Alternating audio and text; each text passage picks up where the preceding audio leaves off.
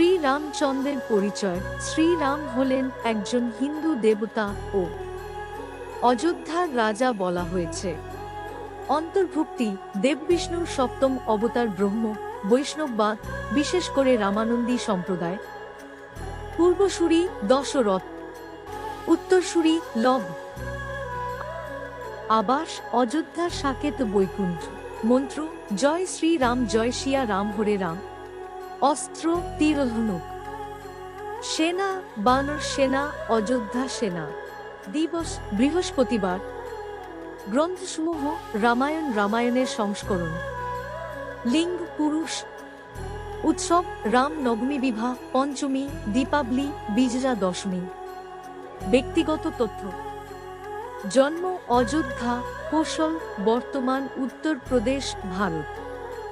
মৃত্যু: স্বরাজ নদী, অযোধ্যা, কোশল, বর্তমান উত্তরপ্রদেশ, ভারত। মাতা-পিতা: দশরথ পিতা, কৌশল্যা মাতা, কৈকেয়ী সৎ মা, সুমিত্রা সৎ মা, সহোদর লক্ষ্মণ সৎ ভাই, ভরত সৎ ভাই, শত্রুঘ্ন সৎ ভাই। সঙ্গী: সীতা, সত্যবতী। সন্তান: লব পুত্র, কুশ পুত্র।